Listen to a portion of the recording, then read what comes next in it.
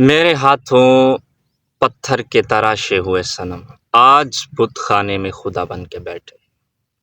Donald لو کو تو آپ جانتے ہی ہیں، انہیں خدا بنانے والا کون ہے؟ یہ ان پتھروں کو خدا بنانے والا کون ہے؟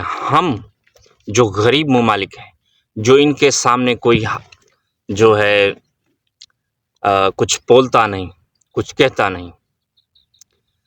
یہ انہوں نے ان کے دور میں جب یہ سفیر تھے تو سری لنکن حکومت گرائی گئی، ان کے دور میں ہمارے خان کو ہٹایا گیا، جو عدم اعتماد کی تحریک تھی اس کے ذریعے پاکستان کے کچھ اہم شخصیات پر دباؤ ڈالا گیا، جو دباؤ برداشت نہیں کر سکے۔ یہ پہلی بار نہیں ہوا، یہ پہلے بھی ہو چکا ہے، جب ذوالفقار علی بھٹو کو پھانسی پر لٹکایا گیا۔ ان کا ضیاء پر جو دباؤ تھا، ضیاء کا عدالتوں پر دباؤ تھا، حکومت پر دباؤ تھا۔ مشرف کے دور میں ہمیں دھمکی دے کے جو اوروں کی جنگ تھی، ہمیں ان میں گھسیٹا گیا، دھکیلا گیا، جس کا ہم نقصان آج بھی بھگت رہے ہیں۔ ان کے دور حکومت میں جو یہ سفیر تھے ڈونلڈ لو، تو انہوں نے دھمکی دے کے خان کی حکومت گرائی، اور جس کی وجہ سے ہمارا ملک ڈیفالٹ کے قریب پہنچ گیا، اور انہوں نے یہ باتیں بھی کی کہ ان کی ایٹمی صلاحیت ختم کی جائے تو انہیں IMF قرضہ دے گا، ورلڈ بینک قرضہ دے گی۔ تو یہ مطالبات کیے گئے تھے ہمارے ملک کو، جمہوریت کو ڈیریل کرنے کے لیے۔ لیکن امریکہ کے سامنے جو نہیں بولتے، وہ ہمیشہ ان کی بولتی بند کر دی جاتی ہے۔ جیسے کئی جنرل قذافی تھا، صدام حسین تھا، کئی مثالیں ہیں، ان کے ظلم کی کئی مثالیں ہیں جو ہم بیان بھی نہیں کر سکتے۔ لیکن اب یہ صاحب تھوڑا پھنس گئے ہیں، پھنسے نہیں ہیں، ان کو کون پھنسا سکتا ہے خدا کے سوا۔ لہٰذا یہ اب جو ان کو ذلت اور شرمندگی کا سامنا ہے، وہ کس وجہ سے کہ بھٹو کو پھانسی پہ لٹکایا گیا تو یہ مسئلہ اس وقت دب گیا تھا، کوئی نہیں کچھ نہیں بول رہا تھا۔ لیکن خان صاحب نے جس طرح ان کا جو سائفر تھا وہ پبلک میں لہرایا تاکہ پبلک کو پتہ چلے کہ یہ امریکہ کر کیا رہا ہے، تو ان کی وجہ سے ان کو ذلت کا سامنا کرنا پڑا۔ اور دوسرا، اب جو انہوں نے ہماری گورنمنٹ نے، ہمارے اداروں نے یہ کیس چلا کہ سائفر جو جھوٹ تھا سیاست کے لیے استعمال کیا گیا تھا، لیکن اس میں سے کچھ نہیں نکلا، بہت دباؤ ڈالا گیا کہ امریکہ کی دوستی متاثر ہوئی، یہ وہ بہت کچھ، پر ہوا کچھ نہیں۔ ہوا کیا؟ الٹا جو خود کسی امریکہ کے ویب سائٹ میں وہ سائفر چھپ گیا کہ انہوں نے دباؤ ڈالا تھا، یہ وہ۔ اب انہوں نے ہمارے ہی کچھ جو شخصیات تھی پاکستان میں، جو طاقتور شخصیات تھی، ان سے مل کے انہوں نے یہ منصوبہ بنایا کہ اب جو ہے اس سائفر کو دفن کرنا ہے تو کسی ایسے کو لانا ہوگا کہ جو ہماری بات سنے، جو عوام کی نہ سنے، ہماری سنے۔ تو 8 فروری کو یہ منصوبہ بھی بے نقاب ہو گیا، اور 9 فروری کو الیکشن تو 8 فروری کو تھے، لیکن جنہیں جتوانا تھا وہ جا کے بیچارے 9 فروری کو جیتے، جس سے آج کل 47 فارم 47 کا تانا بھی دیا جاتا ہے۔ تانا نہیں، یہ حقیقت ہے۔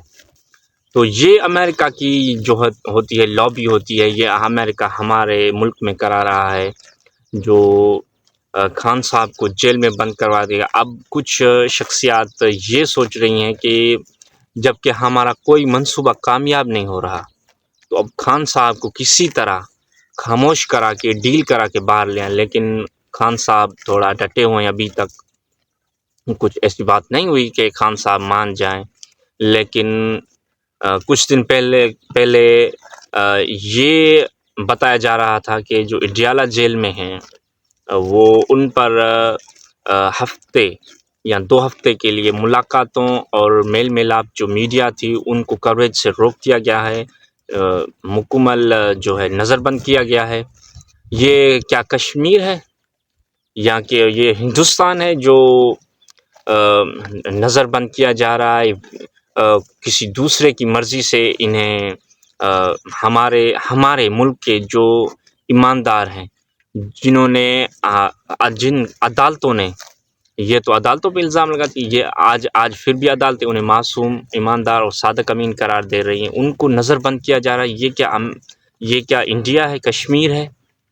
یہ ظلم ہے، سراسر یہ ظلم ہے ہمارے ملک میں، جو ہمارے ہی لوگ کسی اور کے ہاتھوں بلیک میل ہو کر یہ کر رہے ہیں۔ خدا را انہیں روکے، یہ امریکہ کسی کا نہیں ہو سکتا۔ دیکھیں نا، جنہوں نے ان کا کہنا مانا ہے، الٹا ان کے پیٹھ پہ چھرا بھونکا ہے۔ کیا ہم انڈیا کے جیسے بھی نہیں کہ وہ جو ایک ہے تو غریب ملک، لیکن کبھی امریکہ کے جھانسے میں نہیں آیا، خود انہوں نے اپنی مرضی چلائی ہے، اپنی مرضی چلائی ہے۔ ہمارے کچھ جو مہرے ہیں وہ بن کے امریکہ کے کام کر رہے ہیں، یہ بند ہونا چاہیے۔ ہمارا ملک ہے، خود مختار ایک آزاد ملک ہے، یہ قائد کا ملک ہے۔ اب قائد کی روح کیا سوچ رہی ہوگی کہ میں نے جن کے لیے قربانیاں دیں، جن کے لیے میں نے جو اپنے اس وقت میں نے بہت ذلت جھیلی، میری بہن کو انہوں نے غدار قرار دیا، اب وہ تو بیچارے سہ گئے، لیکن اب یہ سب دیکھ کے جن انگریزوں سے میں نے انہیں آزاد کرایا، یہ کچھ شخصیات، یہ انہیں 25 کروڑ عوام کو ان کی غلامی میں جو انڈائریکٹلی دھکیل رہے ہیں، کیا یہ قائد کا روح کیا سوچ رہا ہوگا؟ جب ہم یہ حلف اٹھاتے ہیں، اس کے بعد جاتے ہیں قائد کی مزار پر، تو قائد کیا اس کی روح کو سکون ملتا ہوگا؟ نہیں۔ آج جو قائد کا جو 75 ایئرس پہلے ملک تھا، آج وہ بالکل بھی نہیں ہے، لیکن آج وہ ملک ہے جو 47 کے بعد کا ہے، جو غلامی میں تھا، جس کے لیے جد و جہد قائد اعظم نے کی تھی، ہمارے جناح نے، آج وہ ایک خان کر رہا ہے۔ کیونکہ آزادی تو چاہیے نا، وہ چاہے ڈائریکٹ ہو چاہے انڈائریکٹلی ہو۔ تو یہ ڈونلڈ لو، یہ ایک قسم کے جو گھنونے کام کر کے دنیا میں نمبر 1 رہے ہیں، گھنونے کام کرنے والوں میں سے، اور اس کا جو اب تاج ہے انہوں نے ڈونلڈ بلوم کے سر پہ رکھ دیا ہے۔ اب وہ لابی کر رہا ہے کہ کیسے خان کی حکومت کو دبایا جائے، یہ وہ کیا جائے۔ یہ اب پاکستان کو IMF کے ذریعے بلیک میل کریں گے، بلیک میل کر کے انہیں جو سخت شرائط ہیں وہ ڈالرز دیں گے، جن کی وجہ سے خان کے کچھ ٹائیگرز تھے، کل میرے خیال سے انہوں نے احتجاج بھی کیا IMF اور ورلڈ بینک کے سامنے۔ تو اب بات یہ ہے کہ ان کا جو احتجاج کرنے کا مقصد تھا، یہ تھا کہ پاکستان کو قرضہ اس بنیاد پر نہ دے کہ جو دھاندلی، جو امریکن مداخلت ہوئی ہے، اس کو جانچا جائے کہ کیا جو جیتے ہیں وہ حقیقی ہیں اور انہیں حقیقی قرض ملنا چاہیے، یا انہیں قرض دے کے وہ جو ہے عوام کے نام پہ قرض لیتے ہیں، وہ لے جا کے اپنے جو ہے لندن، دبئی یا کسی اور ملک میں اپنی جائیدادیں بنائیں، عوام کے نام پہ جو بھیک مانگیں۔ لہٰذا یہ احتجاج اس لیے تھا کہ انہیں جو قرضہ ملے وہ حقیقی بنیاد پہ ملے، جو عوام پہ خرچ ہو، نہ کہ کسی کے جو ہے پیٹ بھرنے کے لیے۔ یہ کچھ شخصیات جو ایک دوسرے کو کل تانا دیتے تھے کہ ہم ایک دوسرے کو سڑکوں پہ گھسیٹیں گے، یہ وہ پتہ نہیں کیا کیا، لیکن آج وہ اکٹھے مل کے ملک کو لوٹنے کے لیے یہ اکٹھے ہو گئے ہیں، اور پتہ نہیں آگے کیا کیا کریں گے۔ جو 75 سال ہم پہ حکمرانی کرتے آئے ہیں. آج بھی ان کا وہی نعرہ ہے کہ ہم پاکستان کو سدھاریں گے, پاکستان کو معاشی. بھائی 75 سال آپ نے یہ کیا آپ کو تو پہلے بھی آئی ایم ایف نے پیکیج جو ہے دیے ہوئے ہیں, آئی ایم ایف کا پیکیج ملا ہے, رول آؤٹ, یہ وہ قرضے معاف کیے, کچھ بھی تو نہیں. آج بھی ہم 75 ایئرس کے پیچھے والے پاکستان میں رہ رہے ہیں. ہمارے حالات, کسان آج بھی خودکشیاں کر رہا ہے. جو نوجوان ہیں آج بھی ڈگریوں کی بتیاں بنا کے گھوم رہے ہیں. آج بھی ہماری مائیں بہنیں دھکے کھا رہی ہیں.